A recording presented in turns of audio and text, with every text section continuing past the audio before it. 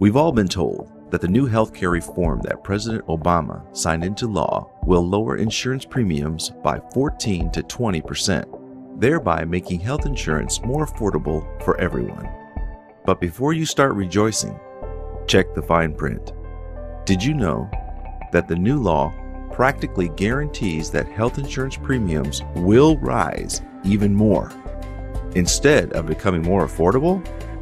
The Congressional Budget Office itself recently admitted that insurance premiums for people buying their own coverage would go up by an average of 10 to 13%. This was reported by no less than the Associated Press.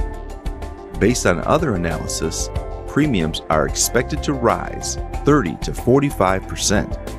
Imagine what you will be paying if your insurance premiums increase by 30 to 45%. Now wait a minute. Didn't President Obama say that premiums would be reduced by 14 to 20%? Yes, he did.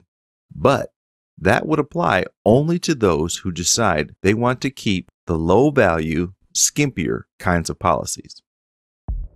One glaring aspect that is missing in the new healthcare law is that nothing has been done to fix the double-digit upward spiral in healthcare costs.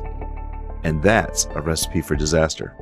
Americans are sharply divided on the new healthcare law, but whether you are for or against it, one thing is for certain: many provisions in the healthcare law carry with them serious consequences, and we won't know their full effect until the provisions start in the year 2014.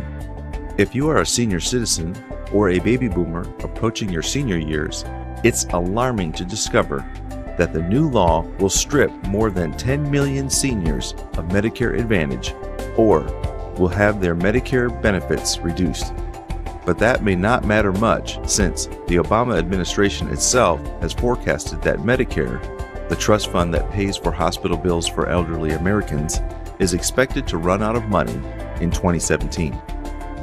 Many believe that Medicare is already broke now, and that the government is already using the general federal tax funds to pay for senior citizens' Medicare benefits. Furthermore, the Social Security Trust Fund, which has been forecasted to completely run out of money in 2037, is already running a deficit now. And there's no telling how long the government will be able to continue providing Social Security benefits and services. Now, let me ask you a question. What will you do if there comes a time when you can no longer rely on Medicare and Social Security? And what if you are a senior citizen already sick and you have no income to pay for health care? What would happen if doctors and hospitals turned you away at the door because they have no assurance they'll get paid for services that they will provide you?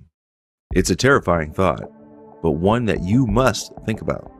Whether you're in your 40s, 50s, or already a senior citizen, the only thing you can be sure of is this: in the coming years, you can never be sure that your healthcare needs will be met.